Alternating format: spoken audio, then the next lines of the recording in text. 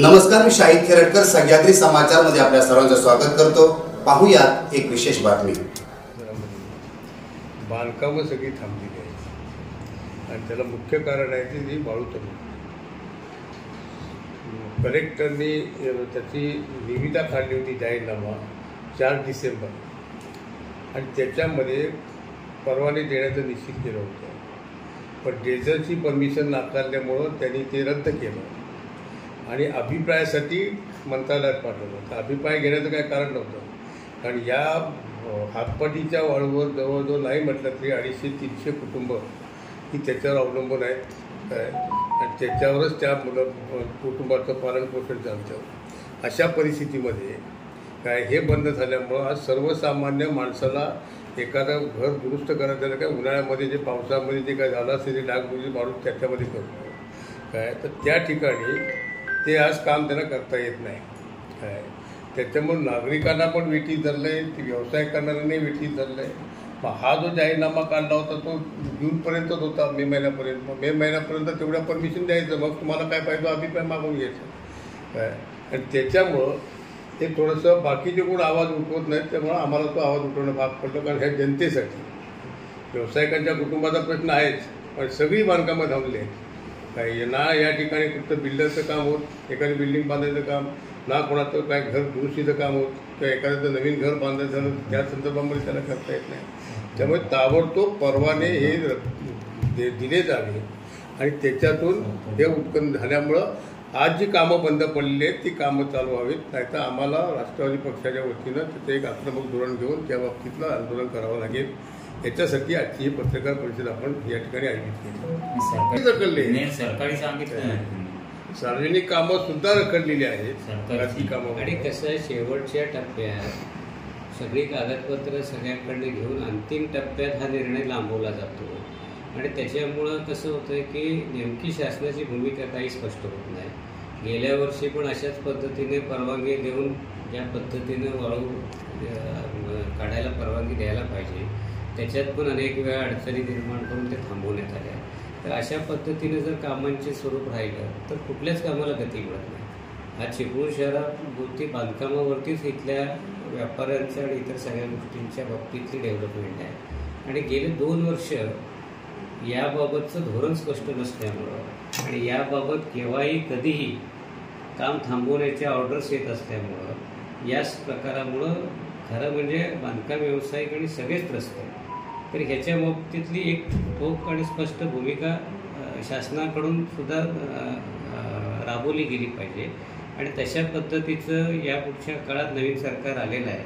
जलसंपदा मंत्री असतील, पालकमंत्री असतील, या सगळ्यांनी रत्नागिरी जिल्ह्याच्या बाबतीत सगळ्या ठिकाणी काही ठिकाणी काढायला मिळतं, काही ठिकाणी बंद असतात, ही जी काही वेगळ्या पद्धतीची भूमिका प्रत्येक तालुक्यात घेतली जाते ती न घेता एकच धोरण या जिल्ह्यामध्ये राबवलं जावं आणि हा पारंपरिक व्यवसाय आणि त्यातमध्ये विशेष हातपट्टीवाल्यांचा व्यवसाय, तर ड्रेझर आणि हातपट्टी या दोन्हींमध्ये काढायला अडचण काही नाही, कारण आम्हाला महत्त्वाचं आहे की हे सगळं चाललं पाहिजे आणि पूर्ण वेळ त्यांना जे काही टेंडरची हे असेल त्याच्यामध्ये ते काढलं जावं आणि त्या पद्धतीची भूमिका शासनाने लवकरात लवकर राबवावी। अन्यथा आम्ही जसं म्हटलं तसं अशा प्रश्नांसाठी आम्ही चिपळूणमध्ये तरी या व्यावसायिकासाठी असेल, जांभा व्यावसायिकांसाठी असेल, ठोक भूमिका जर या काळाच्या काळात घेतली गेली नाही तर राष्ट्रवादी काँग्रेसतर्फे आम्ही मोठं आंदोलन या ठिकाणी उभं करू। तुम्ही त्यांना मुदत देताय का काही? नाही, आता कसं नवीन सरकार आलेलं आहे, काही धोरणं मागं असतील, मंत्र्यांकडून काही आदेश असतील, तर या सगळ्यांच्या बाबतीत आपण काही कालावधी देऊ निश्चित स्वरूपात, पण आता वेळ कमी आहे। फेब्रुवारी महिना उजाडला आहे, 15 मे नंतर कामं बंद होतात, पावसाळा सुरू होतो आणि मग बाकी व्यावसायिकांपेक्षा म्हणजे वाळू व्यावसायिकांबरोबर इतर व्यवसाय जे आत्ता ठप्प आहेत आणि गेले 2 वर्ष पुरानंतर आत्ता कुठं आम्ही सावरतोय आणि त्याच्यात हे जे काही कृत्रिमरित्या काही जो तुटवडा वाद तयार केला जातोय हा खऱ्या अर्थानं थांबला पाहिजे। आज आमच्या नदीतला गाळ काढण्यासाठी तुम्ही जलसंपदा विभाग हे करते, पण त्याचा उपयोग आमच्या कुठल्या यांना कोणाला काही होत नाही, पण वाळूवाल्यांना आम्हाला काही प्रमाणात सगळी प्रोसेस कंप्लीट करून घेतली जाते आणि निर्णय केला जात नाही आणि निर्णय केला तरी खालच्या स्तरावरती अंमलबजावणी होत नाही। मग हे नेमकं काय धोरण चाललंय याच्याबाबत आमचा खऱ्या अर्थानं आक्षेप आहे आणि याबाबत जर काही बदल नाही झाला तर आम्ही संबंधित खात्याच्या मंत्र्यांपर्यंत या भूमिका पोहोचवू आणि वेळ पडली तर आम्हाला ज्या पद्धतीचं या सगळ्यासाठी आंदोलन करावं लागेल ते करण्याची तयारी. त्यामुळं जी नंतर वसलेलं हे गाव नाही, पुरातन संस्कृती असलेलं हे शहर आहे, या शहराच्या बाबतीत तुम्ही इतर ठिकाणी जे नियम लावता ते लावू नका. आज कोल्हापुरामध्ये पण झालं, तिथेही ज्या काही हे तयार झालं म्हणजे पुराच्या जी परिस्थिती तयार झाली तिथे कोणत्या पद्धतीच्या अशा पद्धतीचं केलं गेलं नाही. आज आमचं म्हणणं आहे की त्याच्यावरती उपाययोजना करा. आज तुम्ही मला सांगा पूररेषेचं फेर संरक्षण होत नाही, पण ज्या पूररेषेच्या संरक्षणामध्ये रेड लाईन ब्लू लाईनमध्ये मोकळ्या जागा आहे तिथंच तुम्ही भराव टाकताय. मग तिथं जर भराव टाकला तर उद्या मला सांगा की त्या भरावामुळे इतर जिथं सकल भाग आहे तिथं पाणी वाढणारच आहे. ते जर वाढलं तर तुमची पूररेषा कशी हटणार? आज तुम्ही गाळाबरोबरच पूररेषेच्या बाबतीत अन्य उपाययोजना काय करता येतील ह्या करा. आणि ठीक आहे, शहरासाठी एखादी नियमावली तयार करा की कुठल्या भागात कुठली बांधकामं केली पाहिजे, पण पूर्णपणे तुम्ही जी काही बांधकामं बंद केली आहेत किंवा एखाद्या ठिकाणी एखादं घर मुटकळीस आलेलं असेल, त्यांनी जर उद्या काही डेव्हलपमेंट करायची झाली तर तुम्ही जर परवानगी देणार नसाल तर हे शहर काय करणार? या शहराची प्रगती कशी होणार? त्यामुळे आमची मागणी हीच आहे की ही पूर सर्वेक्षण रेषा मुळात चुकीची आहे. ही ज्या पद्धतीनं आखली घेतलेली आहे त्याला मागच्या 100 वर्षाच्या पुराच्या बाबतच्या ज्या गोष्टी आहेत त्याचा अभ्यास करण्यात यावा आणि मग तुम्ही या भौगोलिक परिस्थितीनुसार या शहरासाठी उपाययोजना काय करता येतील. तुम्ही आंदोलन वगैरे कराल तो भाग नंतरचा, पण तुमचं एखादं शिष्टमंडळ तुम्ही महसूल मंत्रीवर याला भेटत करा. नाही, काय झालं आताच याबाबत या सगळ्या मंडळींचं आत्ताच सरकारमध्ये बसलेले आहे.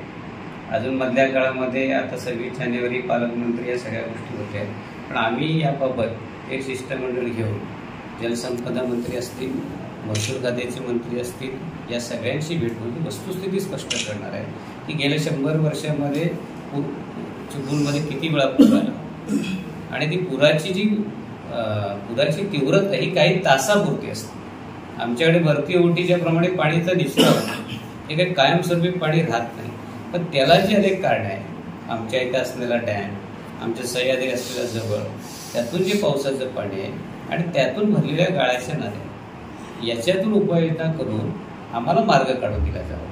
कारण हे शहर जे आहे हे सांस्कृतिकदृष्ट्या भौगोलिकदृष्ट्या आज कित्येक वर्षापासूनची ऐतिहासिक शहर म्हणून ओळखलं जातं आणि मग या शहरामध्ये आत्ता बांधकामं किंवा ज्या काही गोष्टीमुळे काही प्रॉब्लेम झालेले आहेत त्याच्यावरती मार्ग निघावा.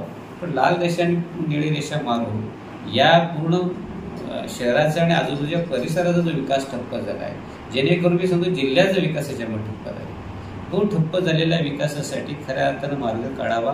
आता सुद्धा तुम्ही एवढा काळ काढलेला आहे, फेर सर्वेक्षण करा ना. पण फेर सर्वेक्षण करताना अनेक गोष्टी चुकीच्या घडत आहेत. त्या गोष्टीची अंमलबजावणी त्याच्यावरती कंट्रोल करायचं काम पण व्हावं. आज मोकळ्या जमिनीमध्ये, शासकीय जमिनीमध्ये भराव टाकला जातोय, तिथं पाणी जे जाणार आहे ते पुन्हा येणार कुठे? शहरामध्येच येणार आहे. आज ज्या ठिकाणची बेट काही आहे ती अजून त्या पद्धतीनं काढायला पाहिजे ती काढलेली आहे. आणि तुम्ही पहिली गोष्ट जलसंपदा विभाग असेल किंवा नाम फाउंडेशनच्या मध्ये जी यंत्रणा दिली आहे, या यंत्रणेनं किती गाळ असं निघणार? आज 4-5 खोकल्यान किंवा अशा पद्धतीचा वापर करून पुन्हा तेवढाच गाळ नदीत येणार आहे. जेवढा गाळ तुम्ही 2-3 महिने त्या मशिनरीने काढणार तर त्या मशिनरीची संख्या वाढवली पाहिजे, त्याचा स्पीड वाढवला पाहिजे. कारण 4 महिनेच काम होतोय.